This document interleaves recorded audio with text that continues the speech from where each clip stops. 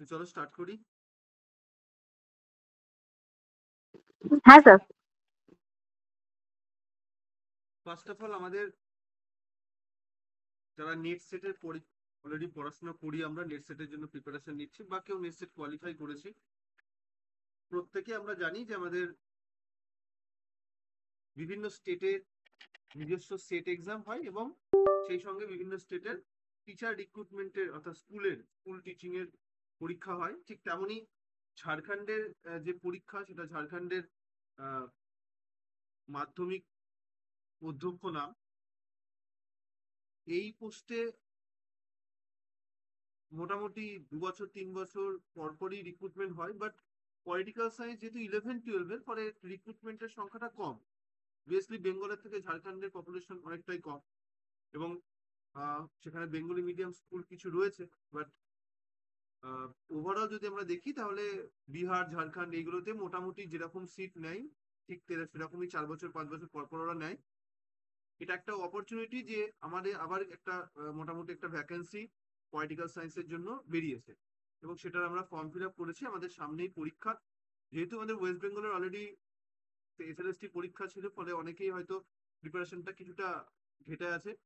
তো আমি ট্রাই করবো কি তোমাদেরকে সেই প্রিপারেশনটা যেখানে যেখানে সমস্যা আছে সেগুলোকে কমপ্লিট করতে। প্রথমেই যেটা আমাদের জানতে হবে সেটা হচ্ছে ওভারঅল এক্সাম প্যাটার্নটাকে। এক্সাম প্যাটার্নটা আমরা যদি দেখি একটু অন্যরকম, তার কারণ হচ্ছে আমাদের এখানে কিন্তু ফার্স্ট পেপার কোয়ালিফাই করলে তবেই গিয়ে সেকেন্ড পেপার, যেটা সাবজেক্টের পেপার, সেটা দেখা হবে, সেটা চেকিং করা হবে। একটা সময় আমাদের ওয়েস্ট বেঙ্গলে এরকম হতো, 2012 সালে যখন এসএসটি পরীক্ষা হয়েছিল ওয়েস্ট বেঙ্গলে, তখন কিন্তু ফার্স্ট পেপার সেকেন্ড পেপার দুটো পেপারের পরীক্ষা হয়েছিল এবং তখন ফার্স্ট পেপার কোয়ালিফাই করলে হুম। সেকেন্ড পেপার চেক করা হতো। তো সেই একই প্যাটার্ন এখানে ফলো হ্যাঁ হচ্ছে, স্যার। বাট নাম্বার অফ মার্কসটা অনেকটা বেশি। তবে হ্যাঁ, মার্কসটা বেশি হলে কি হবে, হুম। সংখ্যাটা আবার কমই, মানে 150 অ্যাকচুয়ালি। আমরা এটাকে যদি 1 নম্বরের করতাম তো 150 মার্কসের পরীক্ষা হতো। তো এখানে মার্কসটা 2 নম্বর আছে। হ্যাঁ। তো 2 নম্বর বলে তো লিখতে হবে এরকম, তো সেই মাল্টিপল চয়েসই কোশ্চেন, মানে সেট নেটে যেরকম হুম। এমসিকিউ আমরা করি বা কদিন আগে এসএসটি যেমন এমসিকিউ করে এলাম, সেম। শুধু মাথায় রাখতে হবে এখানে বাংলায় হুম। কোশ্চেন থাকবে না, এখানে ইংলিশে কোশ্চেন থাকবে। তো এটা কিছু হুম। স্টুডেন্টদের ক্ষেত্রে একটু সমস্যার, কারণ অনেকে আছে আমাদের বেঙ্গলি মিডিয়ামের ছেলে মেয়ে যাদের কাছে ইংরেজিটা একটুখানি মুশকিল হয়, বাট নেট সেট যারা পড়াশোনা করছো তাদের কাছে এটা স্টাফ হওয়ার কথা নয়, কারণ তারা অলরেডি নেটের পরীক্ষা তো ইংলিশে দিয়ে আসছে। আর হুম। ফার্স্ট পেপারের যে পোর্শনটা রয়েছে সেই পোর্শনটা সিলেবাসটা নিয়েও ডিসকাস করব। আমরা একদমই সাবজেক্টের ওপরেই ফোকাস করি প্রথমেই। এটা হচ্ছে আমাদের স্ক্রিন শেয়ার রয়েছে হুম। তো নাকি? স্ক্রিন দেখতে পাচ্ছ তো? হ্যাঁ হ্যাঁ। পেপার টু, হ্যাঁ। পেপার 2 এর সাবজেক্টের ব্যাপারে টোটাল 150টা এমসিকিউ থাকবে। এই 150টা এমসিকিউ তে টোটাল যে সিলেবাসটা কভার আছে আমরা দেখবো সেটা। টোটাল 300 মার্কসের পরীক্ষা, যেটা 2 মার্কস করে রয়েছে পার কোশ্চেন, ফলে ইন্টু 2 মানে হচ্ছে 300 মার্কস। হুম। টাইমও অনেকটাই দেওয়া আছে, 3 ঘন্টা সময় দেওয়া আছে। আর যদিও আমাদের ওয়েস্ট বেঙ্গলের যে পরীক্ষা হলো তার থেকে মোটামুটি একটু কমই আছে, আর ওয়েস্ট বেঙ্গল মাত্র 60টা কোশ্চেন করতে আমরা 1.5 ঘন্টা টাইম পেয়েছিলাম, সেখানে এখানে 60-এর হ্যাঁ। অনেকটাই বেশি, মানে 150টা কোশ্চেন করতে হচ্ছে, বাট টাইমটা সেই অর্থে 3 ঘন্টা। বাট এমসিকিউ বলে চাপ হবে না, যদি ঠিকঠাক করে প্রিপারেশন নিয়ে যায় এখানে মোটামুটি 80% ঠিকঠাক করে আনসার করে আসা যাবে। নেগেটিভ মার্কিং নেই, নেগেটিভ মার্কিং নেই, তো আমরা এখানে সব আনসারই করে আসতে পারি। আচ্ছা, চলে আসে হুম। আমার সেকেন্ড যে পোর্শনটা, সেটা হচ্ছে পেপার 1। এটাই কোয়ালিফাই করতে হবে। এটা কোয়ালিফাই করার ক্ষেত্রে আমরা দেখবো কি সিলেবাস রয়েছে। আহ, সেই সিলেবাসটা হচ্ছে ডিসকাস করে দিচ্ছি আমি। এই যে জেনারেল নলেজ রয়েছে, অর্থাৎ জিকে পোর্শন থাকবে, জেনারেল অ্যাওয়ারনেস থাকবে, one kind of same, hmm. Mental ability থাকবে, রিজনিং থাকবে, কিছু প্রশ্ন থাকবে mental ability, language paper Hindi আর ইংলিশ থাকবে। এইটা একটুখানি স্টুডেন্টের কাছে মুশকিল হতে পারে, কারণ যাদের হিন্দি ল্যাঙ্গুয়েজ নেই, তবে সেটা খুব বেশি কোশ্চেন থাকবে এরকম নয়।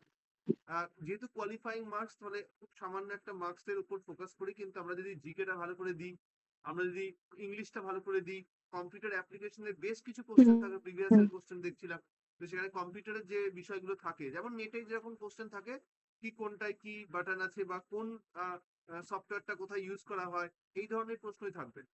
বা নতুন কোনো ইনভেনশন হুম। হয়েছে, বা এই যে আহ, 1 বাইট সমান এই কত হয়, এই ধরনের প্রশ্নই থাকবে। ফলে এই পোর্শনটা যদি ঠিক করে আমাদের ফোকাস করে থাকি, অর্থাৎ যেটা কোয়ালিফাইং মার্কস, সেটাই কিন্তু আমাদের কমপ্লিট হয়ে যাওয়ার কথা। তো সেটা আমি হুম। মোটামুটি ট্রাই করবো কি গাইডেন্স দিয়ে, যদিও আমি পেপার 1 পড়াই না সেইভাবে, আমি নেটের পড়াই, টিচিং অ্যাপটিটিউড রিসার্চ অ্যাপটিটিউড সেই পোর্শনটা পড়াই শুধু। কিন্তু এখানে তো সবটাই আছে, তো ওগুলো আমরা পড়াই না, বাট আমি গাইড করে দেবো যে কিভাবে কি করবে। এখানে বলেই দিচ্ছে মিনিমাম হ্যাঁ 33% স্যার। প্রয়োজন টু কোয়ালিফাই দিস হয়। হুম। তো 33% মানে বুঝতেই পারছো, এখানেও 200 সিক্সটি মার্কসের কোশ্চেন থাকবে। Four something. হ্যাঁ, এরপর এখানেও 3 ঘন্টা টাইম থাকবে এবং সেখানে কিন্তু মাত্র 33%, মানে বুঝতে পারছো 66 নাম্বার পেলেই কোয়ালিফাইং করা যাবে। এবং সেটা পাওয়া যায়, প্রচুর ছেলে মেয়ের আগেও পরীক্ষা দিয়েছে এই প্যাটার্নে। তো সেটা অনেক বেঙ্গলের ছেলে পেলে গিয়ে পরীক্ষা দিয়েছে, ক্র্যাক করেছে। তো আমরা এবার ফোকাস করবো আমাদের হুম। সাবজেক্টের উপর, যেটা মেনলি আমাদের স্কোর দেবে ক্র্যাক করার জন্য বা পরীক্ষায় কোয়ালিফাই হুম। করার জন্য। সেটা হচ্ছে টোটাল 10টা ইউনিট আছে, এখানে ইউনিট ওয়াইজ ভাগ করা আছে, আমাদেরও ইউনিট ওয়াইজ ভাগ করা থাকে, নেটে থাকে, সেটে থাকে, ওরকমই আমাদের সাবজেক্টের এখানেও কিন্তু 10টা ইউনিট আছে হুম। মেনলি। আমাদের যদি আমরা গ্র্যাজুয়েশনে যদি সিলেবাসটাকে ব্রেকআপ করি, যে কোনো ইউনিভার্সিটি মোটামুটি 8টা সেখানে ব্রেকআপ হুম। করা থাকে, 8টা ভাগ করা থাকে। এখানে কিন্তু সেইভাবে দেখো হুম। পলিটিক্যাল থিওরি রয়েছে, পলিটিক্যাল থিওরি পরে পলিটিক্যাল থট রয়েছে, এরপরে Indian hmm. Polity and constitution, যেটা আমাদের কাছে খুব সফট টার্গেট। কদিন আগেই আমরা জাস্ট এসএলএসটি পরীক্ষা দিয়েছি, সেখানে 18টা হুম। 18টা এরকম টপিক ছিল যেটা আমরা পড়েছি ইন্ডিয়ান পলিটি অ্যান্ড কনস্টিটিউশন থেকে এবং পরীক্ষা দিয়েছি। এটা আমাদের কাছে সফট টার্গেটেড হুম। হওয়া উচিত। ইন্টারন্যাশনাল পলিটিক্স, যেটা খুব গুরুত্বপূর্ণ, বিশেষ করে ইন্টারন্যাশনাল পলিটিক্স এর মধ্যে কিছু প্র্যাকটিক্যাল বিষয়, অর্থাৎ ইউনাইটেড নেশনস এর ফর্মেশন, কোল্ড ওয়ার পিরিয়ড, এই বিষয়গুলো থেকে বেশি কোশ্চেন থাকে। হুম। রিসার্চ অ্যান্ড মেথড, এখানে রিসার্চ অ্যাপটিটিউড বা মেথড সেগুলো থেকে কোশ্চেন থাকে, অর্থাৎ পেডাগোগি যেমন থাকে আমাদের সাবজেক্টের ক্ষেত্রে, সেরকমই বলতে পারো যে হায়ার স্টাডিজ এর ক্ষেত্রে যে রিসার্চ বা মেথোডোলজি ফলো করা হয় সেগুলো রিলেটেড কোশ্চেন। এটা যারা এমফিল করেছে বা যারা পিএইচডি করছে তাদের কাছে খুব সব টার্গেট হয়, তারা বিষয়গুলো অলরেডি প্র্যাকটিক্যালি করে থাকে, তো সেইগুলো থেকে কোশ্চেন দেয়, খুব ইজি হয়। আর যদি না হয় অসুবিধা নেই, নেট সেটে যেমন প্রিভিয়াস এর কোশ্চেন দেখে আমরা রিসার্চ অ্যাপটিটিউড এর টিচিং অ্যাপটিটিউডের পোর্শনটাকে কমপ্লিট করি, এখানেও করা যাবে স্মুথলি। তাহলে দেখো এটা একটা হুম। আলাদা পোর্শন যেটা এক্সট্রা এখানে বার্ডেন নিয়ে আমাদের করতে হচ্ছে। পলিটিক্যাল সোশিয়োলজি আবার সেই গ্র্যাজুয়েশনের টপিক, পাবলিক অ্যাডমিনিস্ট্রেশন আবার সেই গ্র্যাজুয়েশনের topic, international organisation, international law. এই কদিন আগে আমরা পরীক্ষা দিলাম, সেখানে গ্রুপ সির মধ্যে ইন্টারন্যাশনাল অর্গানাইজেশন ছিল, ইন্টারন্যাশনাল লও ছিল। তো হ্যাঁ, ওটাকে এখানে লও আরেকটু ছিল। ইলাবোরেটলি পড়তে হবে। অ্যান্ড দেন হচ্ছে hmm. State polity in India and Jharkhand, গোটা ভারতবর্ষের রেসপেক্টে, এবং স্পেশালি আমাদের এখানে যেহেতু ঝাড়খণ্ডের পরীক্ষা, তো অবভিয়াসলি ঝাড়খণ্ডের পলিটিক্স, ঝাড়খণ্ডের একদম ইনিশিয়াল, খুব বেশি পুরনো ইতিহাস তো নেই, ঝাড়খণ্ড 2000 সালে ফর্মেশন করা স্টেট, তো সেই সময়কাল থেকে 2025 মানে 25 বছরের হিস্ট্রি আমাদের ওখানে ভালো করে পড়তে হবে, পলিটিক্যাল হিস্ট্রি কি আছে, এবং তার সঙ্গে সঙ্গে ঝাড়খণ্ডের আগের কন্ডিশন কি ছিল, কেন ঝাড়খণ্ড ফর্মেশন হলো। তো এই ধরনের ইনফরমেশন গুলো খুব ভালো হুম। করে ডিটেলসে জেনে নিতে হবে। আমি একটা কিছু হুম। ইনফরমেশন মনে হয় শেয়ার করেছিলাম গ্রুপের মধ্যে, রাইট? পেয়েছিলে তো রিমা? কোনটা স্যার? পেপার ওয়ান বলে যে গ্রুপটা, ওর মধ্যে শেয়ার করেছিলাম কিছু, দেখবে ঝাড়খণ্ড রিলেটেড কিছু ইনফরমেশন, জিওগ্রাফি অ্যান্ড সেখানকার পলিটিক্স রিলেটেড কিছু ইনফরমেশন দেখে নিও, ওটা শেয়ার করা আছে। আচ্ছা, দেখে নিচ্ছি। আর হুম। দেন হচ্ছে ফাইন্যান্স অ্যাডমিনিস্ট্রেশন, আবার একটা নতুন পোর্শন যেটা আমরা বেসিক্যালি থাকে না, না নেটে থাকে না সেটে থাকে, বাট এখানে কিন্তু স্পেশালি ঝাড়খণ্ডের ক্ষেত্রে রয়েছে। ফাইন্যান্স অ্যাডমিনিস্ট্রেশন আর হুম। কিছুই নয়, ফাইন্যান্স কমিশন, প্ল্যানিং কমিশন আমরা পড়েছিলাম কদিন আগে, ডিস্ট্রিক্ট প্ল্যানিং কমিটি, এই হ্যাঁ। ধরনের বিষয়গুলো থেকে কোশ্চেন। ফলে এটা দেখতে শুনতে এরকম, কিন্তু জিনিসটা আমাদের জানা, মানে এখানে আমাদের ওই ইন্ডিয়ান পলিটিক্যাল কনস্টিটিউশনের যেগুলো প্ল্যানিং রিলেটেড বিষয়, বা আমাদের দেশের যে ফাইন্যান্স কমিশনের ভূমিকা, জিএসটি রিলেটেড যে বিষয়, সেই ধরনের বিষয় থেকে হ্যাঁ। কোশ্চেন। হ্যাঁ। ফলে এটা আমাদের কাছে বিষয়টা আমাদের দেখতে মনে হচ্ছে অন্য, কিন্তু আসলে আমাদের জানা বিষয়। তো এই হচ্ছে ওভারঅল আমাদের 10টা ইউনিট, এই 10টা ইউনিটকে আমাদেরকে তৈরি করে পরীক্ষার জন্য তৈরি হতে হবে, এবং আহ, একটু প্র্যাকটিস করতে হবে। তো আমি ট্রাই করব কি প্রত্যেকটা ক্লাস যেমন যেমন নেব সেটার ওরিয়েন্টেডই সেদিনকে মক পড়িয়ে দেওয়া, অর্থাৎ আজকে আমি যদি এই টপিকটা পড়ি, তো এই টপিকের সঙ্গে কিছু কোশ্চেন আমার দেওয়া থাকবে, আর সেই টপিকটার আচ্ছা। উপর একটা আবার আমি কোশ্চেন দিয়ে দেবো। আবার যেহেতু সপ্তাহে আমার দুটো ক্লাস থাকে, আমি বলেছি একটা রেকর্ডেড ক্লাস থাকবে, একটা লাইভ ক্লাস থাকবে। রেকর্ডেড ক্লাসটা মেনলি ধরে নাও হুম। এই কনস্টিটিউশনের যে পোর্শন, এইগুলো রেকর্ডেড ক্লাস থাকবে, কারণ এগুলো হুম। আমাদের কাছে বিষয়টা খুব ইজি এবং বিষয়গুলো জানা। যদি কোনো রেকর্ডিং ক্লাস থেকে কোনো রকম কনফিউশন হয়, পরের দিন তো আবার যখন লাইভ হবে তখন জিজ্ঞেস করে নিতে পারবে যে এই জায়গাটা একবার বুঝিয়ে দিন। হ্যাঁ। আর এমনিও আমাকে যখন জিজ্ঞেস করবে, উত্তর পেয়ে যাওয়ার কথা, মানে হোয়াটসঅ্যাপে বললে উইদিন 1 আওয়ার বা হুম। 2 আওয়ার্স এর মধ্যে আমি আনসার দিয়েই দিই, খুব বেশি ঝুলিয়ে রাখি না। ঠিকঠাক প্রশ্ন হলে বা মানে যেটা বলা যাবে আর কি হোয়াটসঅ্যাপে, সেরকম প্রশ্ন হলে আমি উত্তর দিয়ে দেবো। হুম। তো এই হচ্ছে ওভারঅল আমাদের স্ট্রাকচার। এবার যখন আমাদের একটা করে ইউনিট, মানে একটা করে ইউনিট তো আমাদের মোটামুটি ট্রাই করবো কি একটা ইউনিট একদিনেই শেষ করা, কারণ টাইম আমাদের বেশি হাতে নেই। যেহেতু আমি দেখছিলাম যে ডিসেম্বর নাগাদ ওদের পরীক্ষা হওয়ার কথা, তো সেহেতু আমাদের সেপ্টেম্বরটা ধরে নাও যে হাফ বাকি আছে, আর অক্টোবর নভেম্বর ফুল বাকি আছে। আর ডিসেম্বরের হয়তো 15 দিন, হুম যদি থার্ড উইকে পরীক্ষা হয় তো 2 সপ্তাহ আমরা পাবো। তো সেই অর্থে 3টে মাস ধরে যদি আমরা হুম এগোই, তাহলে যদি প্রত্যেক একটা করে ইউনিট আমি ধরি, তাহলে এক মাসে 4টে ইউনিট আমি শেষ করতে পারছি, আর একটা মাসেও 4টে ইউনিট আমি শেষ করতে পারছি, আর একটা মাসের হাফ আমার লাগছে 2টো ইউনিট। তাহলে আমি যদি সেপ্টেম্বরে 2টো ইউনিট হুম শেষ করে দিই, তাহলে অক্টোবরে 4টে আর নভেম্বরে 4টে, তার মানে হিসেব হচ্ছে আমাদের শেষ হয়ে যাওয়ার কথা নভেম্বরের এন্ড পর্যন্ত হয়ে যাবে। ডিসেম্বরের যদি পরীক্ষাটা সেকেন্ড হুম উইক থাকে, তাহলে আমরা ফার্স্ট উইকটা প্রিপারেশন আবার রিভিশন দিতে পারবো। যদি থার্ড উইক থাকে, তাহলে আমরা 2টো উইক রিভিশন এবং যাবতীয় যা ডাউট সেগুলো ক্লিয়ার করে নিতে পারবো। আর না হলে আমাদের এর মধ্যে থেকে আবার এক্সট্রা ক্লাস দিয়ে দিয়ে সেই ডাউট বা রিভিশন সেগুলো কমপ্লিট করে নিতে হবে। তো তার মানে ইউনিট হুম প্রত্যেকদিন একটা করে ইউনিট আমাদের কমপ্লিট যেমন হবে, সেই ইউনিটের উপর কোশ্চেন হবে। এবার একটা মাসে 4টে ইউনিট আমার হয়ে গেল, লাইক আমি সেপ্টেম্বরে যদি চিন্তা করি, যেহেতু সেপ্টেম্বরের একদম শেষের দিকে হুম পুজো টুজো শুরু হয়ে যাচ্ছে, এবং এটা আমাদের বাঙালি একটা বড় পুজো, তো সেই জন্য এটাতে সবাইকে আমাকে ছুটি দিতেই হবে। আমি নাও দিলে তোমাদের পড়ায় মন হুম থাকবে না, তো আমি দেবো, কিন্তু ওই মকটা থাকবে। তার মানে 2টো ইউনিট আমি কমপ্লিট করবো, 1 আর 2 আমি কমপ্লিট করিয়ে দেবো এই 2 সপ্তাহের সামনে।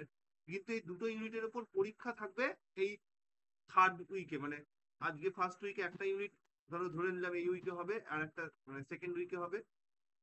দেন থার্ড উইকে গিয়ে, মানে হুম আমাদের সামনে যে 3টে উইক পাবো আমাদের ক্লাসের, সেই উইকে গিয়ে তোমাদের এই দুটোর উপর একটা কমন মক হবে।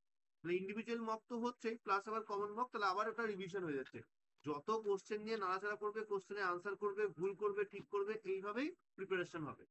আমি ট্রাই করি কি, যদি কোনো হুম কোশ্চেন তোমাদের দিয়ে দিই, মানে যেটা লাইভ আনসার, কোশ্চেন আনসার হচ্ছে না, যেহেতু জিজ্ঞেস করার কোনো সুযোগ নেই, তাই আমি ট্রাই করি কি তার সঙ্গে এক্সপ্লেনেশন দিয়ে দিতে। মানে আনসারটা কেন এটা হলো সেই এক্সপ্লেনেশন দেওয়া থাকে। তারপরেও কোয়ারিজ থাকতে পারে, তো সেটা হ্যাঁ আবার আমাকে জিজ্ঞাসা করে নিতে পারো, আনসার পেয়ে যাবে। তো এইভাবে আমরা প্রিপারেশন নেব। আশা করছি স্ট্রাকচারটা তুমি বুঝতে পারলে, বা তোমার যদি কোনো বক্তব্য থাকে, কোনো হ্যাঁ অ্যাডভাইস স্যার। থাকে, আমাকে দিতে পারো কি না স্যার এটা এরকম না এরকম করলে বেটার হয়, সেটা আমাকে বলতে পারো। না স্যার, আমি বুঝতে পেরেছি। ওকে, দেন আমরা তাহলে চলে আসবো। আমি এখানে পুরো ওই ফার্স্ট পেপারটা সিলেবাসটা ডিসকাস করে দিচ্ছি একবার। জাস্ট জিকে পোর্শন যেমন হুম থাকে, আমাদের কারেন্ট অ্যাফেয়ার্স এর portion, national and international event গুলো থাকে। তো আমি নিশ্চয়ই তুমি রেগুলার নিউজ পেপার বা কিছু একটা পড়ো, বা ম্যাগাজিনস কিছু কি পড়া হয় নাকি না? পড়ি স্যার, কখনো কখনো। আচ্ছা, মানে রেগুলার নিউজ পেপার বা ম্যাগাজিন পড়লে কি হয়, আমাদের একটা যদি খাতা থাকে, সেই খাতার মধ্যে আমরা রেগুলার এই ধরনের ইনফরমেশন যেগুলোতে কোশ্চেন দেওয়ার মতো, সেগুলো আমরা যদি লিখে নিই, হুম তাহলে আমাদের একসঙ্গে কি বার্ডেন নিতে হয় না। এখন ধরো সামনে আমাদের পরীক্ষা আছে, তাহলে 3 মাসের পরে পরীক্ষা, কোশ্চেনটা মোটামুটি পরীক্ষার 1 মাস আগে তৈরি হয়ে যায়, মানে ছাপাতে দিয়ে দেয়। তাহলে তারও আগের প্রশ্ন থাকবে। তাহলে যেদিন পরীক্ষা থাকে তার অন্তর্পক্ষে 6 মাস, 1 বছরের মোটামুটি যদি কারেন্ট অ্যাফেয়ার্স পড়া থাকে, তাহলে কোশ্চেন থাকে। নেট সেটের কোশ্চেন দেখেছো, নেট সেটের কোশ্চেন যেমন থাকে যে 6 থেকে 1 বছর পর্যন্ত, 6 মাস থেকে 1 বছর পর্যন্ত পুরোনো যে কারেন্ট অ্যাফেয়ার্স সেগুলো দিয়ে কোশ্চেন দেয়। বিভিন্ন রকম কোশ্চেন হতে পারে, হুম স্পোর্টস রিলেটেড কোশ্চেন হতে পারে, সামিট রিলেটেড, যেহেতু আমাদের পলিটিক্যাল কোশ্চেন যেগুলো রয়েছে আমরা পড়ি সেগুলো, সেই সামিট রিলেটেড কিছু হতে পারে। হুম এখন যেরকম একটা হয় যে বিভিন্ন জায়গায় বিভিন্ন মহড়া হয়, সামরিক মহড়া, সেই রিলেটেড কোশ্চেন থাকতে পারে। বিভিন্ন রাষ্ট্রের সঙ্গে রাষ্ট্রের এগ্রিমেন্ট হচ্ছে, সেই ধরনের কোনো প্রশ্ন থাকতে পারে। তো বিভিন্ন রকম ডিভিশন আছে, যেমন যেমন ডিভিশন আছে ওভারঅল সেগুলোকে পড়তে হবে। সায়েন্টিফিক কিছু ইনভেনশন হচ্ছে, টেকনোলজিক্যাল কোনো অ্যাডভান্সমেন্ট কিছু আসছে, সেগুলোর ইনফরমেশন জেনে রাখতে হবে। বুকস অ্যান্ড অথার্স কি কি পাবলিশ হচ্ছে নতুন, বা কিছু পুরস্কার পাবলিশ হয়েছে কিনা, নোবেল কে পেয়েছে লাস্ট, এই ধরনের প্রশ্ন কিছু থাকে। ক্যাপিটালস, কারেন্সি, এগুলো দিয়ে কোশ্চেন থাকে। ইম্পর্টেন্ট ইভেন্টস, মানে কোথায় কি প্রোগ্রাম হচ্ছে, বা কোথায় কি অনুষ্ঠান হয়, কি উৎসব হয়, সেই ধরনের প্রশ্ন। বা এই যে এখন দেখবে বিভিন্ন জিআই ট্যাগ পেয়েছে, বা কোনোটাকে রামসার হুম সাইট বলে ডিক্লেয়ার করা হয়েছে, বা কোনোটাকে ইউনেস্কো হেরিটেজ বলে ডিক্লেয়ার করা হয়েছে, বাংলা ভাষাকে ধ্রুপদী ল্যাঙ্গুয়েজের স্ট্যাটাস দেওয়া হয়েছে, এই ধরনের প্রশ্ন। অর্থাৎ একদম চলমান জগৎ নিয়ে প্রশ্ন, জিওগ্রাফি হোক, এনভায়রনমেন্ট হোক, বা ন্যাচারাল রিসোর্সেস হোক, সব রিলেটেড এই ধরনের প্রশ্ন। আর এখানে polity related, panchayat municipality related প্রশ্ন থাকতে পারে। ঝাড়খণ্ড রিলেটেড, কিন্তু ওয়েস্ট বেঙ্গল রিলেটেড নয়। পঞ্চায়েত মিউনিসিপ্যালিটি ওয়েস্ট বেঙ্গলের নয়, ঝাড়খণ্ড রিলেটেড আমাদের পড়তে হবে। ওখানকার যে পলিটি, ওখানকার যে লোকাল পলিটিক্স, সেই রিলেটেড কোশ্চেন থাকতে পারে। জিওগ্রাফিও তাই, obviously Jharkhand related geography, Jharkhand related development, Jharkhand related যাবতীয় ন্যাচারাল রিসোর্সেস, এইগুলো সব থাকবে। তো এইভাবে আমাদের কিন্তু এই পোর্শনটা তৈরি করতে হবে। এটা আমাদের কাছে কিন্তু সব থেকে সব মানে অ্যাভেলেবেল জিনিসপত্র পাওয়া খুব সহজ, এবং এটা করে আনসার করাটা খুব সহজ, কারণ এগুলো আমাদের আশেপাশের বিষয়। এবং এখানে যদি 40% ঝাড়খণ্ডের বিষয় হয়, তাহলে 60% অল ওভার ইন্ডিয়ার বিষয়, যেটা আমরা সব পরীক্ষার ক্ষেত্রে করে হুম থাকি, মানে নেট সেট পরীক্ষার ক্ষেত্রে আমরা পড়ে থাকি। ফলে এটা কিন্তু সব আমাদের কাছে খুব সহজে আমরা এটাকে আয়ত্ত করতে পারি। ম্যাথমেটিক্স সেকশন থেকে সেভাবে কোশ্চেন কিছু দেয় না, তো কিছু ইনফরমেশন থাকতে পারে, কিছু দুম করে দিয়ে দিতে পারে। তো সেজন্য একটুখানি আমি দিয়ে দিয়েছি বেসিক বিষয়, একদম অ্যালজেব্রার বেসিক কনসেপ্ট, জিওমেট্রি কিছু বেসিক কনসেপ্ট, এই যে কোশ্চেন থাকতে পারে, সবই 10 স্ট্যান্ডার্ডের হবে। মেন্টাল হুম ক্যাপাবিলিটির যে প্রশ্ন, সেগুলোও তাই কিছু রিলেটেড থাকতে পারে। ওই পরীক্ষায় কত পার্সেন্ট কে পেয়েছে, যেমন থাকে নেট সেটে, ওই ধরনের একটা দুটো কোশ্চেন থাকতে পারে। এরপরে যেটা আমাদের মেনলি কোশ্চেন থাকবে, আর একটা আমাদের সফট টার্গেট, সেটা হচ্ছে কম্পিউটার রিলেটেড যে প্রশ্ন, আইসিটি নলেজ রিলেটেড যে প্রশ্নগুলো থাকে, এমএস উইন্ডোজ, এমএস অফিস, যেগুলো নিয়ে আমাদের কাজ করতে হয়, ওয়ার্ড হোক, এক্সেল হোক, পাওয়ার পয়েন্ট হোক, এবং অপারেট কম্পিউটার চালানোর ক্ষেত্রে বিভিন্ন যে শর্ট কিজ গুলো থাকে, সেগুলোর কি মিনিং আছে, নতুন কোনো ওয়ে আছে কিনা, বা এই যে ক্লাসে অনলাইন ক্লাসের এখন একটা বিশাল বিষয় উঠে এসেছে, তো সেই অনলাইন ক্লাসের বিষয়, বা আমরা নেটের যে সিলেবাসে পেয়েছিলাম যে ওই স্বয়ং যেগুলো রয়েছে, সেই রিলেটেড কোনো বিষয়, আমাদের যে টিভি চ্যানেলগুলো রয়েছে যেখানে অনলাইনে ক্লাসেস প্রোভাইড করা হয়, বা ওয়েবিনার কি, সেমিনার কি, এই ধরনের প্রশ্নগুলো থাকতে পারে। তো এইগুলো আমাদের আর একটা পুরো পোর্শন, যেটা আমাদের খুব সহজেই ইনফরমেশন বা নোটস আমরা অ্যাভেলেবেল করতে পারবো, এবং মনেও রেখে আনসার করা যাবে, কারণ বিষয়গুলো আমরা সঙ্গে কানেক্টেড। বা যদি জিজ্ঞেস করে যে গুগল কি, এটা কোনো সার্চ ইঞ্জিন না এটা কোনো সফটওয়্যার, তো অবভিয়াসলি আমরা বলবো এটা একটা সার্চ ইঞ্জিন। এই ধরনের প্রশ্ন, তো এগুলো আমাদের হুম পড়াটা সহজ, আনসার দেওয়াটা সহজ। নেক্সট যেটা আরেকটা আমাদের গুরুত্বপূর্ণ বিষয়, ইংলিশ গ্রামার, সেই সঙ্গে হিন্দি, আর সেই সঙ্গে কম্প্রিহেনশন একটা থাকবে, যেটা আমাদের পড়ে সেই ধরনের যেমন কোশ্চেন থাকে নেট সেটে, ওরকম প্রশ্ন থাকবে। আর ভোকাবুলারি রিলেটেড কিছু কোশ্চেন থাকতে পারে, যেটা রেগুলার নিউজ পেপার পড়লে মোটামুটি আইডিয়া করা যায়। আমি ধরেই নিচ্ছি যে যারা বাঙালি ছেলে মেয়ে বা ওয়েস্ট বেঙ্গল থেকে পরীক্ষা দিতে হবে, হিন্দি স্কিপ করে দেবে। টোটাল হিন্দি কোশ্চেন মেরে কেটে আমি দেখলাম 6 থেকে 7খানা কোশ্চেন থাকে। যদি ওটা টেনে টেনে বাড়ানো যায়, 10 থেকে 15টা কোশ্চেন হবে। তো 200টা কোশ্চেনের মধ্যে 10 থেকে 15টা কোশ্চেন স্কিপ করে যাওয়াটা বুদ্ধিমানের, কারণ তোমাকে 50% পেতে হচ্ছে না, মাত্র 33% পেতে হচ্ছে। তার মানে তুমি 100টা কোশ্চেনের মধ্যে ধরে নাও যে তুমি মোটামুটি 69টা কোশ্চেন তুমি ছেড়ে আসতে পারো, তাই না? 100টা কোশ্চেনের মধ্যে হুম 200টা কোশ্চেনের মধ্যে হ্যাঁ তুমি প্রায় 138টা 138টা কোশ্চেন ছেড়ে আসতে পারো। তো সেই 138টার মধ্যে আমি ধরে নিলাম 15 থেকে 20খানা কোশ্চেন দিয়েছে হিন্দি, সেটা ছেড়ে আসবে। হিন্দি কিছু মাথায় রাখতে হবে না, তুমি এটা জোর দেবে ইংলিশে। এবার ইংলিশের যেগুলো হয় phrasal hmm verb and all that, সেগুলো একটুখানি জোগাড় করে না সহজ, এগুলো আমি প্রোভাইড করে দেবো যা করতে হবে। এগুলো হচ্ছে আমাদের টোটাল ফার্স্ট পেপারের বিষয়। ফার্স্ট পেপারের আবার বলবো যে আমি কিন্তু পুরো গাইড করবো, মানে গাইডই করবো, কোনো ক্লাসেস প্রোভাইড করবো না। আমি শুধু সেকেন্ড পেপারের ক্লাস প্রোভাইড করবো, যেটা আমরা 10টা ইউনিট বললাম, ঠিক যেভাবে আমি বললাম সেভাবে আমরা কমপ্লিট করবো।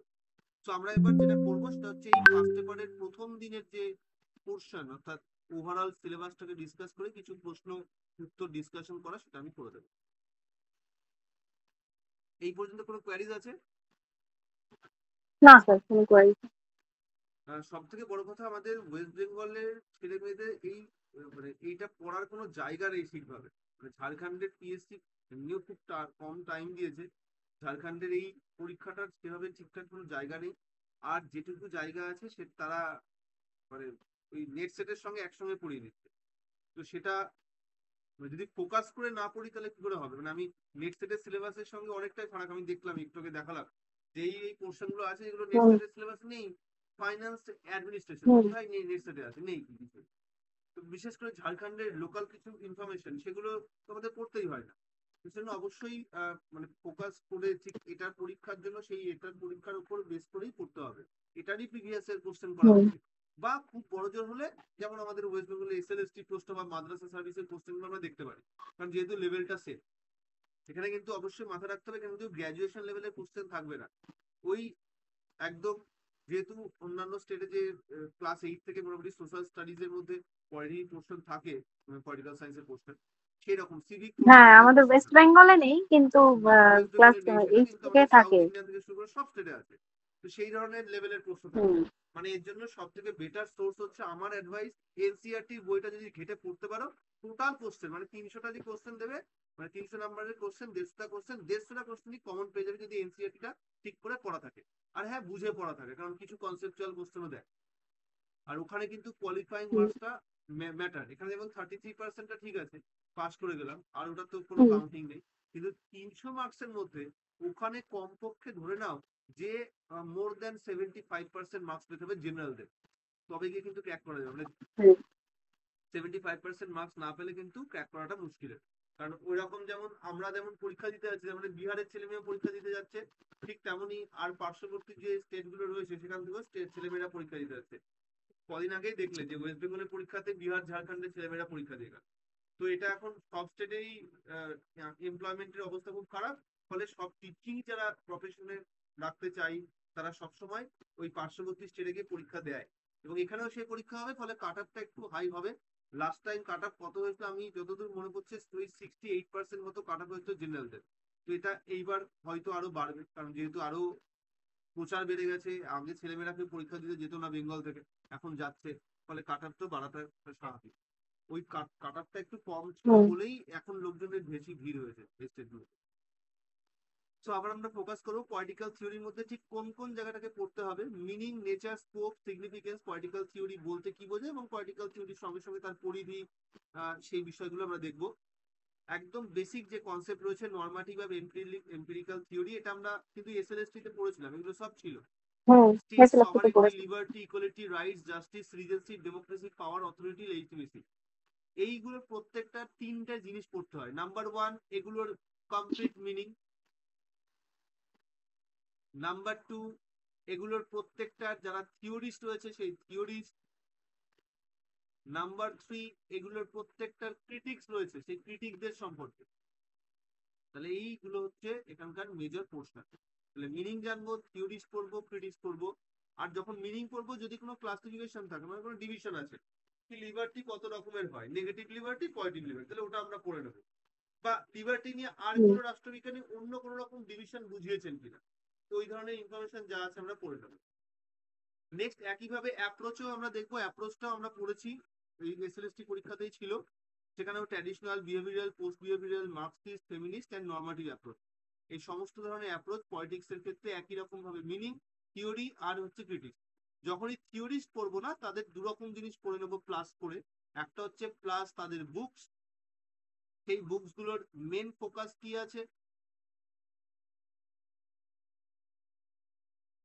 আর কোটেশন, বিখ্যাত কোটেশন দেখেছো, ওয়েস্ট বেঙ্গলে কদিন আগে পরীক্ষায় খুব পপুলার কোটেশন দিয়েই কোশ্চেন দিয়েছে, খুব খুব কোটেশন সহজ দিয়েছে। কোশ্চেন ছিল কোটেশনের। এখানে কিন্তু কোশ্চেন যে সহজ থাকবে না, আমরা কোনো পরীক্ষার ক্ষেত্রে ভাববো না যে কোশ্চেনটা খুব সহজ হবে, আমরা কঠিন ভেবেই পড়াশোনা করবো। তারপরে যদি সহজ কোশ্চেন আসে, তার থেকে তো বেটার আর কিছু হয়ই না।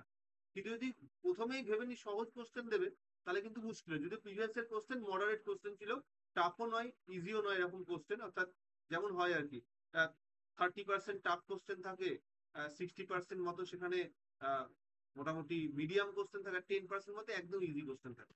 তো ওইরকমই কোশ্চেন কিন্তু লাস্ট টাইম হয়েছে।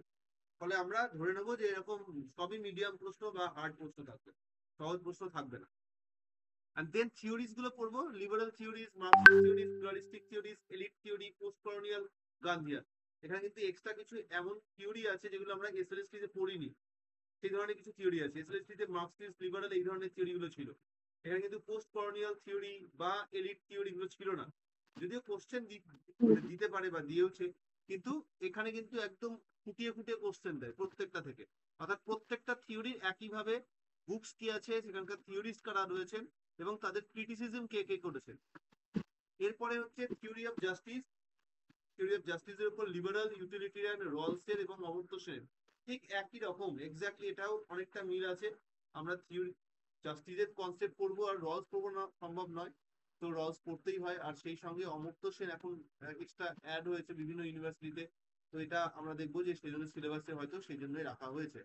পলিটিক্যাল ইডিওলজির মধ্যে একইভাবে লিবারালিজম, মার্কসিজম, সোশ্যালিজম, ফেমিনিজম, এনভায়রনমেন্টালিজম এগুলো রয়েছে। এগুলো প্রত্যেকটাই শেষে এগুলো তো পুরো মডার্ন কনসেপ্ট। প্রচুর আধুনিক রাষ্ট্রবিজ্ঞানী রয়েছে যার নাম হয়তো কসমিক কালে শুনোনি, এই ধরনের বিষয় যে কোশ্চেন দিয়ে দিচ্ছে। হুম এইগুলো ভালো করে আমাদের পড়তে হবে, বিশেষ করে এনভায়রনমেন্টালিজম এবং ফেমিনিজম সব লিভিং পলিটিক্যাল সায়েন্টিস্টদের সম্পর্কে পড়তে হবে, যারা এই মুহূর্তে বেঁচে আছে, লেখালেখি করছে। গত মাসেই হয়তো কোথাও একটা সেমিনারে কিছু একটা প্রেজেন্টেশন করেছেন, ওই দিয়ে কোশ্চেন দিয়ে দিতে পারে। অ্যান্ড দেন হচ্ছে হুম পলিটিক্যাল থট। পলিটিক্যাল থটের মধ্যে ওয়েস্টার্ন থট এবং ইন্ডিয়ান থট বোথ রয়েছে। পার্টিকুলার কিছু পলিটিক্যাল থিঙ্কার যাদের সম্পর্কে আমাদের পড়তে হবে। ওয়েস্টার্নের ক্ষেত্রে যেমন হয় Plato, Aristotle, Machiavelli, Hobbes, Locke, Rousseau, Bentham, Mill, Hegel, Marx আর লেনিন আর গ্রামসি, এগুলো সবই হচ্ছে আমাদের ইসলাম হিস্ট্রিতে আমরা পড়েছি। আর মডার্ন থিঙ্কারদের মধ্যে রলস, হায়েক, ইসায়া বার্লিন আর হানা আরেন্ডের, এটা এই এই পোর্শনটা একটুখানি মোটামুটি প্রচুর ক্রিটিসিজম রয়েছে এদের সম্পর্কে। নিত্য নতুন বিভিন্ন লেখালেখি বেরোচ্ছে, এগুলো একটু ভালো করে পড়তে হবে, এগুলো দিয়ে বেশি কোশ্চেন দিয়ে দেয়। আর ইন্ডিয়ান পলিটিক্যাল থটের মধ্যে একদম সেই নেট সেটের মানে সেটের মানে সেটের যে সিলেবাসের মতো কৌটিল্য, বুদ্ধ থেকে শুরু করে গান্ধী, আম্বেদকর, নেহেরু, এম এন রয়, বিবেকানন্দ, সাভারকার, অরবিন্দ, ঋষি অরবিন্দ, সুভাষ চন্দ্র বোস, রাম মনোহর লোহিয়া, জয়প্রকাশ নারায়ণ, এদের সম্পর্কে জানতে হবে। ইন্ডিয়ান থট মনে রাখবে, এরা তো ইন্ডিয়ান থট রয়েছে, যেহেতু ইন্ডিয়ান থট ফলে একটার সঙ্গে একটা কানেক্টেড, ফলে হয়তো এখানে রামমোহন রায় দেয়নি, কিন্তু রামমোহন রায় যে কোশ্চেন হুম দিতে পারে। কারণ ইন্ডিয়ান পলিটিক্যাল থট তুমি পড়বে বিবেকানন্দ, আর তুমি সঙ্গে সঙ্গে তুমি রবীন্দ্রনাথ ঠাকুর পড়বে না, ওইভাবে তো সম্ভব না। কারণ এটা সবাই ইন্টারলিঙ্ক, একজনের সঙ্গে একজন কানেক্টেড। ফলে এমন কোন থিঙ্কার সম্পর্কে হুম দিয়ে দিতে পারে যেটা হয়তো সিলেবাসে মনে হচ্ছে নেই, কিন্তু আসলে ওটা ইনডিরেক্টলি সিলেবাসের মধ্যে ইনক্লুডেড। নেক্সট চলে আসবে আমরা থার্ড ইউনিট।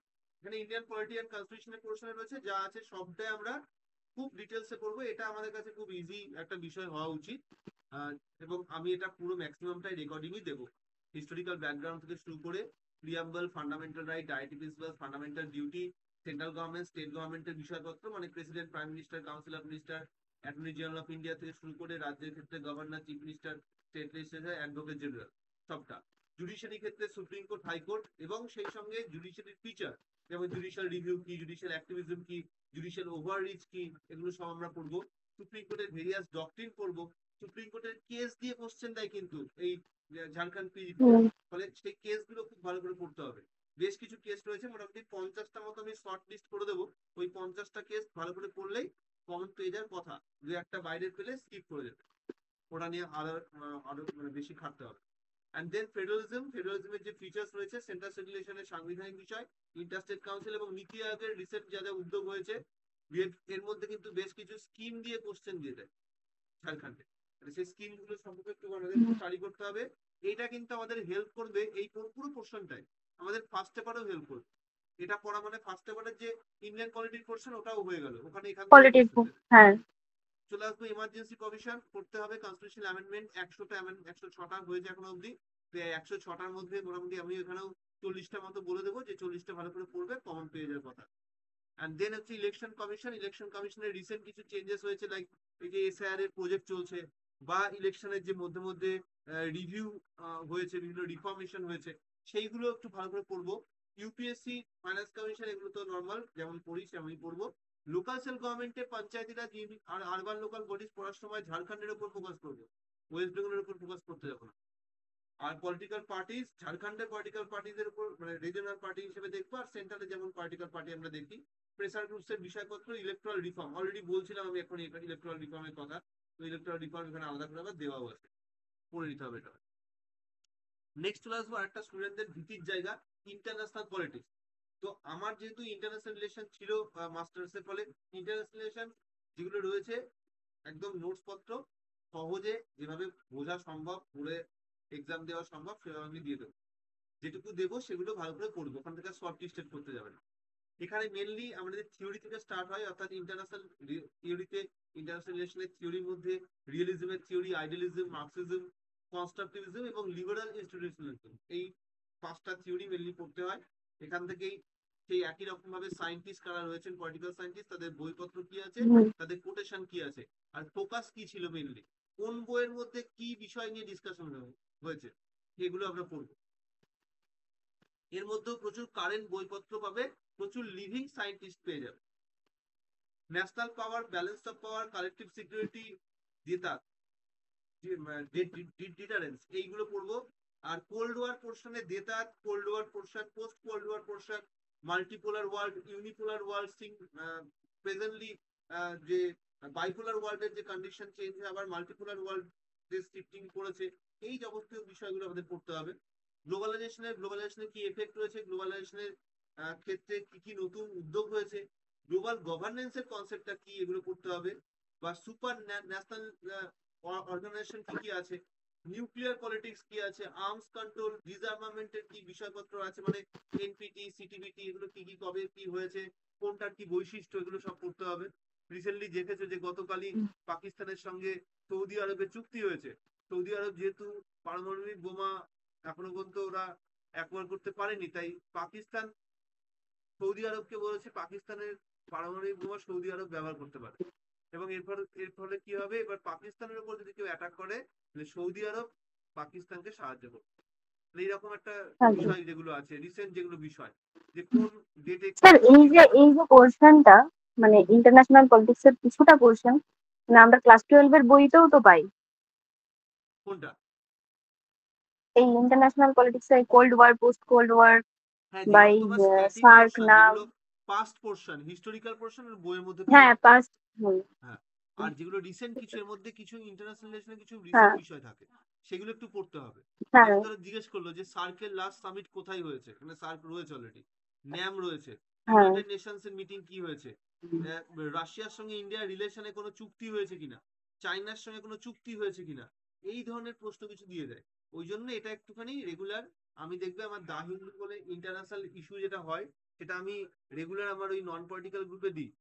তো সেই নন পলিটিক্যাল গ্রুপ থেকে যদি ওটা একটুখানি কালেক্ট করে পড়তে পারো, ওটা একবার জাস্ট 8 ঘন্টা ধরে পড়া, তাহলে কিন্তু প্রধান প্রধান বিষয়গুলো, কারণ ওই দা হিন্দু নিউজ পেপারে কোনো এক্সট্রা ফালতু নিউজ দেয় না, সবটা একদম ইউপিএসসি হ্যাঁ ওরিয়েন্টেড নিউজ পেপার, ফলে পুরো এক্সাম ওরিয়েন্টেড ওয়েতেই লেখা থাকে।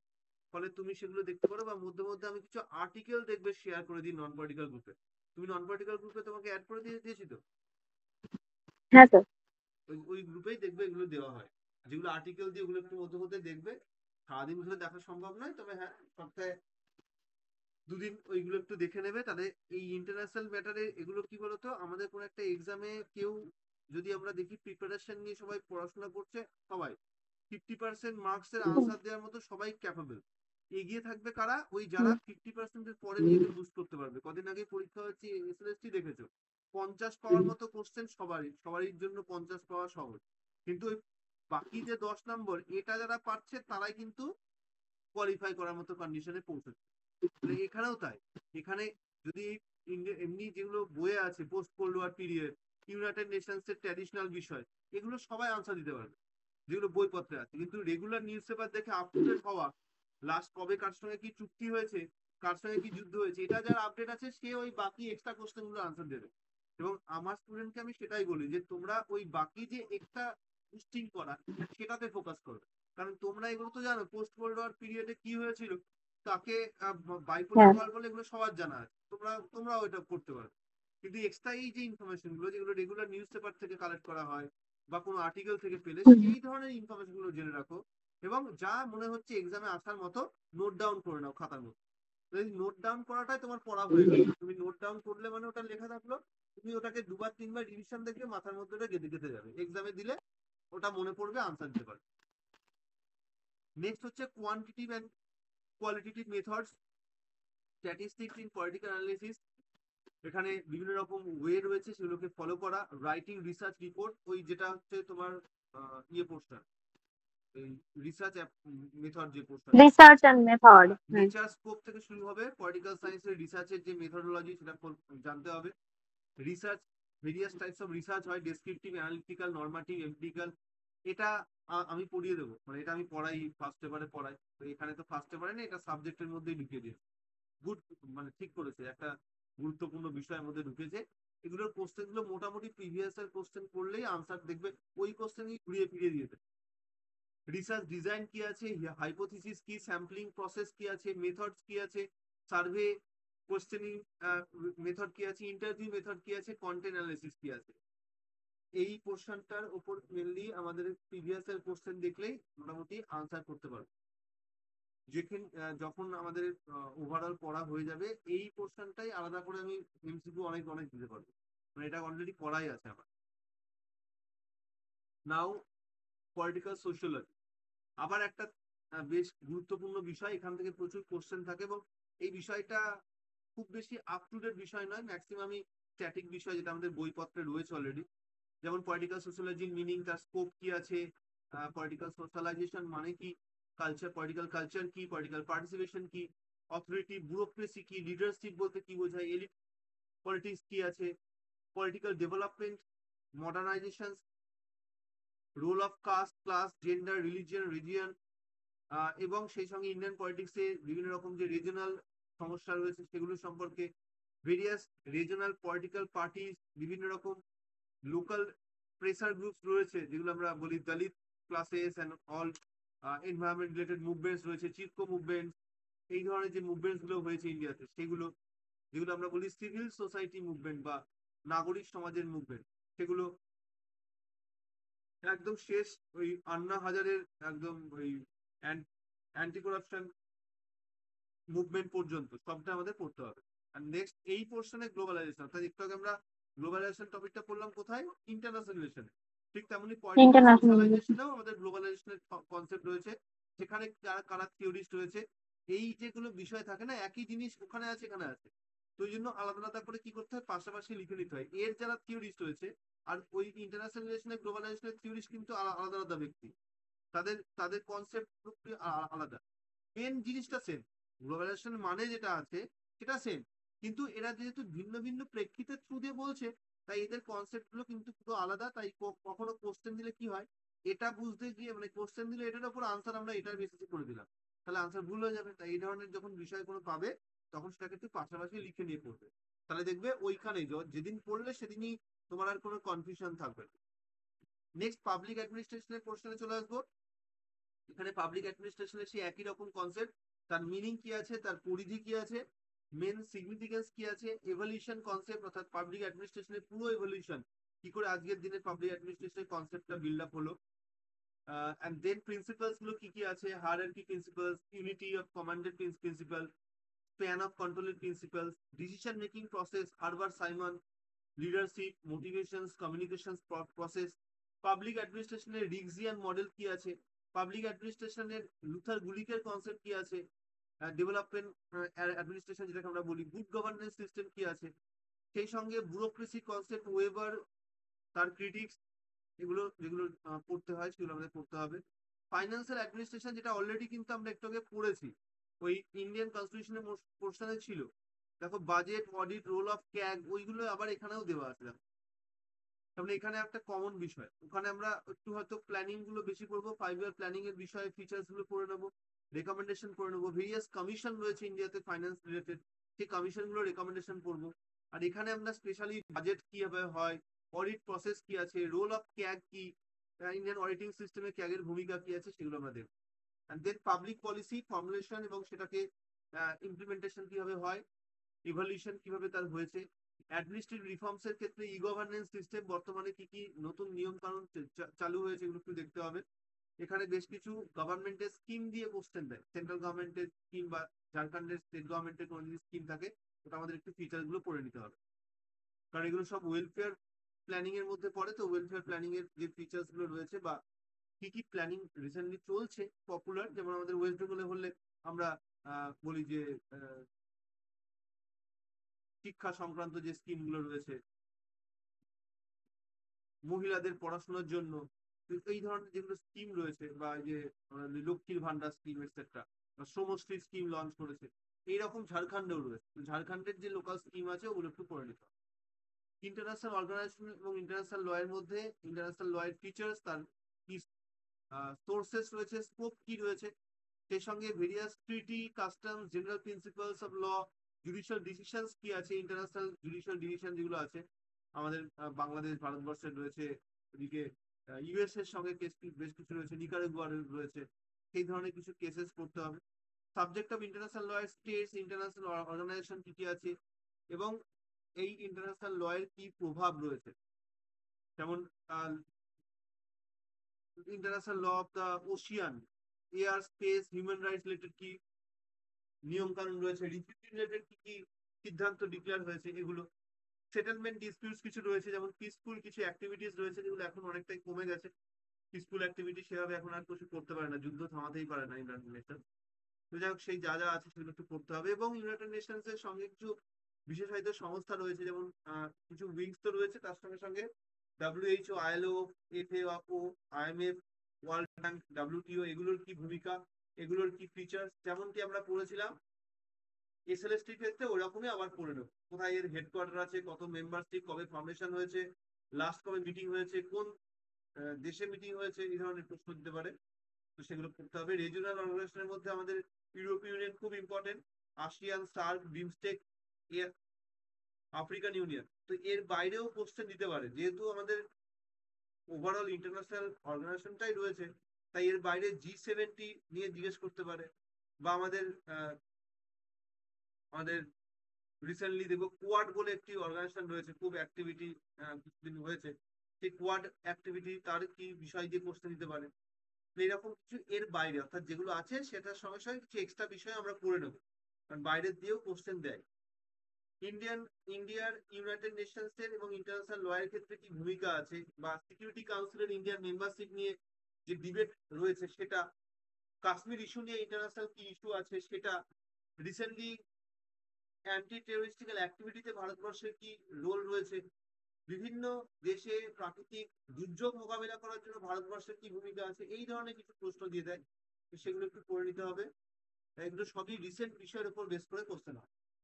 নাও state polity in India and Jharkhand. ইন্ডিয়ার তো আমরা মোটামুটি জানি, স্পেশালি আমরা ঝাড়খণ্ডের উপর ফোকাস করবো, কারণ এই কোশ্চেনটা already Indian polity and Indian কনস্টিটিউশনে ইন্ডিয়ার কোশ্চেনটা পড়ে নিয়েছে আমরা। এখানে মেনলি ঝাড়খণ্ডের কোশ্চেনটা আমাদের পড়তে হবে। স্টেট গভর্নমেন্ট ঝাড়খণ্ডের ক্ষেত্রে সেখানকার গভর্নর, সেখানকার চিফ মিনিস্টার, সেখানকার স্টেট মিনিস্টার, সেখানকার বিধানসভা, সেখানকার স্টেট ল কি কি আছে ইম্পর্টেন্ট, সেগুলো আমাদের পড়তে হবে। সেন্টার স্টেট ফাইন্যান্সিয়াল রিলেশনের ক্ষেত্রে ঝাড়খণ্ডের সঙ্গে কি ঝামেলা আছে, বন্ধুত্ব আছে, কবে কি রেকমেন্ডেশন করেছে ঝাড়খণ্ড গভর্নমেন্ট, সেগুলো আমাদের করতে হবে। লোকাল গভর্নমেন্টের মধ্যে পঞ্চায়েতি রাজ সিস্টেম কি আছে, ওখানে 73-74 অ্যামেন্ডমেন্ট অ্যাক্ট ঝাড়খণ্ডের ক্ষেত্রে কিভাবে ইমপ্লিমেন্ট করা হয়েছে, ওখানে কোনো এক্সেপশনাল কিছু রয়েছে কিনা সেগুলো আমাদের দেখতে হবে।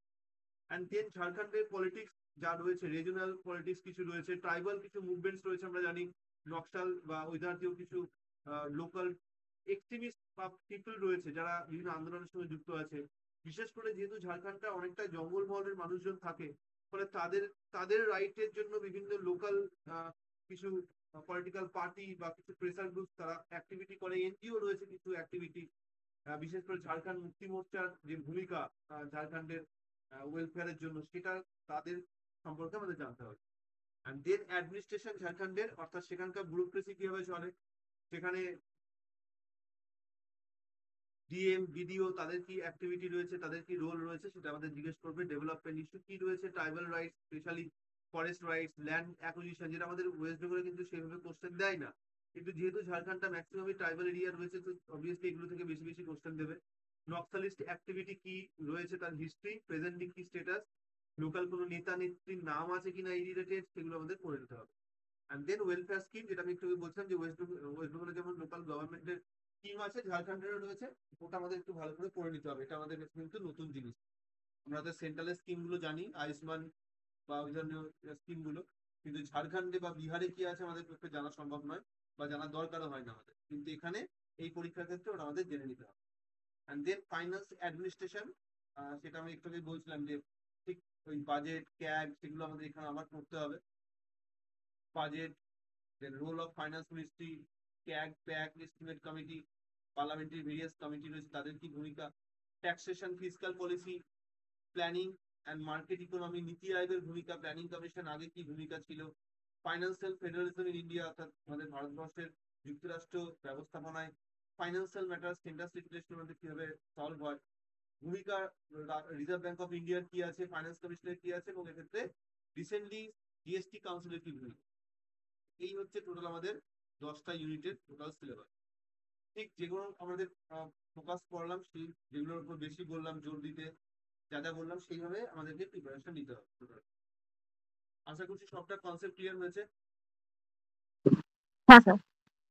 নেক্সট আমি ক্লিয়ার। দেখো, আমি অন্যদিন তো টপিক ওয়াইজ থাকবে, আজকে টপিক ওয়াইজ নয়, ওভারঅল এখানে কোশ্চেন রয়েছে। একদম প্রথমেই এসএলএসটি কোশ্চেনের একটা পেয়ে যাচ্ছে, দেখো, which thinkers is associated with idea of veil of ignorance. কিভাবে আমরা জানি ভেইল অফ ইগনোরেন্স এর কনসেপ্ট কি? কার John concept? Stuart Mill. John রলসের। রলসের concept John veil of ignorance. অর্থাৎ এখানে ওই যে কেকের কনসেপ্ট দিয়ে বৈশিষ্ট্য আছে না, কেকের কনসেপ্ট, যে যাকে দায়িত্ব দেওয়া হবে বন্টনের জন্য বা যাকে দায়িত্ব দেওয়া হবে ওয়েলফেয়ার প্রোভাইড করার জন্য পাবলিকের জন্য, তাকে জানতে দেওয়া হবে না যে সে কোন সুবিধার অন্তর্গত। তাহলে সে কি করবে? সে নিউট্রালি কাজ করবে, এবং এর জন্য কাউকে আহ বিবেকানন্দ হওয়ার প্রয়োজন নেই। মানে সে সাধারণ মানুষ, রক্ত মাংসের মানুষই হবে, তার মধ্যে লোভ থাকবে, তার মধ্যে করাপশন করার ইচ্ছা থাকবে, কিন্তু সে করতে পারবে না। কারণ করতে গেলে সে কি করবে? সে তার নিজেই তার পায়ে কুড়ুল মারবে। কিরকম?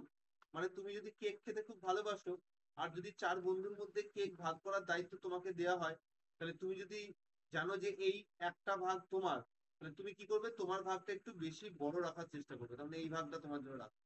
কিন্তু তুমি যদি এটা না জানো যে কোন ভাগটা তোমার, তাহলে তুমি যদি কেক খেতে খুব ভালোবাসো, তাই তুমি চাইবে না তোমার ভাগে কোনো কম পড়ুক, তাই তুমি কি করবে? একদম সমানভাবে 4টে ভাগ করবে, যাতে যে ভাগটাই পড়ুক তোমার ভাগে যেন কম না না পড়ে।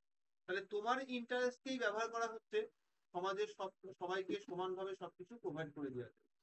তো এই ধরনের প্রত্যেকটা প্রশ্ন এখানে দেওয়া আছে।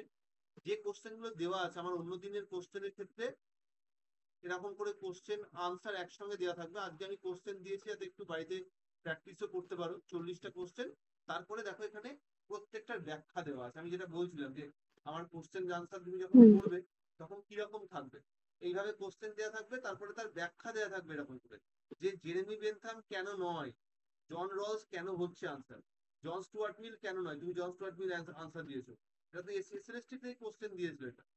আর থমাস হব, থমাস হবসের হবস কেন নয়, বা তার কি কনসেপ্ট রয়েছে। দেখো এখানে তাহলে আমি একটা কোশ্চেন অ্যাকচুয়ালি করাবো, আর আমার 4টি ইনফরমেশন কিন্তু জানা হয়ে গেল। তার মানে 40টা কোশ্চেন আমি যেরকম হুম। 40টাতে 4টে করে, সব ক্ষেত্রে 4টে হয় না, যেগুলো 4টে হয় আর কি, মোটামুটি যদি সবগুলো হুম। 4টে আমরা পাই, তাহলে 4 4 16 কতগুলো কোশ্চেন করা হয়ে যাচ্ছে একসঙ্গেই 40টা করতে গিয়ে? 160টা কোশ্চেন করা হয়ে যাচ্ছে। তো 160টা। এরকম করেই আমাদেরকে চেষ্টা করতে হবে। সবগুলোর হয় না এরকম 4টে অপশন ব্যাখ্যা করা, যেগুলো হয় সেগুলো আমরা করে। তো এই হচ্ছে টোটাল আমাদের পড়াশোনার বিষয়। তুমি এটা বাড়িতে কোশ্চেন গুলো দেখবে, আনসার যেহেতু করা আছে, তুমি একটু নিজে রিয়েলাইজ করবে কি কিভাবে আমরা এটা কপ আপ করবো। তো কপ আপ করবো সেটা বুঝতে পারলে, হুম। বা ধরো এখান থেকে কোশ্চেন করতে গিয়ে তুমি কোনো একটা বুঝতে পারলে না, তাহলে সেটা আমাকে জিজ্ঞেস করলে, তাহলে বুঝতে হুম। পারবে। এভাবেই আমরা পরের ক্লাসগুলো কন্টিনিউ করবো। ওকে হুম। রিমা, কোনো প্রশ্ন ঠিক থাকলে আছে জিজ্ঞেস স্যার। করো, কোনো ডাউট থাকলে। না স্যার, কোনো ডাউট নেই। কোনো ডাউট নেই, সব বুঝে গেলে? হ্যাঁ, হ্যাঁ। তাহলে কি বাড়িতে পড়তে হবে, পড়ে ডাউট তৈরি করতে হবে। ডাউট না তৈরি করলে তাহলে হ্যাঁ। মুশকিল। ডাউট না করলে তুমি কমপ্লিট করতে পারবে না। তুমি বাকিদের সঙ্গে, বাকিদের ডাউট হবে, তোমার ডাউট হবে না। তার মানে তুমি ব্যাপারটাকে ভালো করে বুঝবে। তুমি যদি বুঝলে তোমার প্রশ্ন চলে আসা স্বাভাবিক। কিন্তু হ্যাঁ, এটাও সত্যি কথা যে একটু করে পড়ার টাইম দিতে হবে। তুমি আজকে মোটামুটি সিলেবাসটা আইডিয়া এর আগে ছিল, সিলেবাসের আইডিয়া পেয়েছিলে? না স্যার। তাহলে এবার সেইভাবে পড়ো। তোমার কাছে তো কি কি বই আছে একটু আমি শুনি, বইপত্র কি আছে? পলিটিটা আছে আমার কাছে। কার আছে? পাবলিক অ্যাডমিনিস্ট্রেশনের একটা বই আছে। পলিটির কার বই আছে? পলিটি লক্ষ্মীকান্তেরটাই আছে। বাহ, তাহলে খুব ভালো বই আছে। আর? আর পাবলিক অ্যাডমিনিস্ট্রেশনেও লক্ষ্মীকান্তটা আছে। বাহ, খুব ভালো ভালো বই, দুটোই সুন্দর বই আছে। আর আর পলিটিক্যাল সোশিওলজি বই কার আছে? কারণ এখানে একটা মেজর পোর্শন রয়েছে।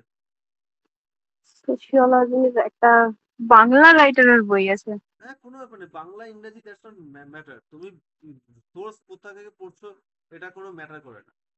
সোর্সটা যেন অথেন্টিক হয়, এটাই শুধু ম্যাটার করে। তো হিন্দি হতে পারে, বাংলা আর হতে পারে, উর্দু হতে পারে। ইন্টারন্যাশনাল লয়ের মানে আন্তর্জাতিক সম্পর্কের একটা রাধারমণ চক্রবর্তীর একটা বই বাহ, আছে ওটা খুব বাংলার। ভালো বই, রাধারমণ চক্রবর্তী। আর আরেকজন সুকল্পা, সুকল্পা চক্রবর্তী, রাইট? ভালো বই ওটা। হ্যাঁ, আর একটা রাধারমণ। জনপ্রশাসনের বই আছে বাংলার, মোটামুটি দীপিকা মজুমদারের একটা আছে। ঠিক আছে, আমার অ্যাডভাইস হবে, আমি তো আমার মতো পড়াচ্ছি, তুমি তোমার মতো কি হ্যাঁ। করবে, এক একটাকে ধরো দিয়ে কমপ্লিট করো। মানে যদি আমি তোমাকে ধরি যে তোমার যে বইটা যেটা সব থেকে ভালো করা আছে সেটাকে কমপ্লিট করে নাও। আমার মনে হয় ইন্ডিয়ান পলিটি করা আছে, তো ইন্ডিয়ান পলিটিটা কমপ্লিট করে নাও। ইন্ডিয়ান পলিটিটা কমপ্লিট হয়ে গেলে তারপরে তুমি পাবলিক অ্যাডমিনিস্ট্রেশন স্টার্ট করো, কমপ্লিট করে নাও। আমার এখানে যেমন যেমন হচ্ছে হোক, তুমি তোমার মতো করেও কন্টিনিউ করো। তাহলে দুদিক থেকে গেলে দেখবে মোটামুটি। সংবিধানের একটা বই আছে, কুমারেশ চক্রবর্তী আছে আচ্ছা, সংবিধানের বই একটা। আর তুমি লক্ষ্মীকান্তের বই পলিটিক্যাল আছে, মানে থিঙ্কারের একটা সংবিধানের বই আছে। এক্সাম ওরিয়েন্টেড ওয়েতে বেস্ট বই আছে।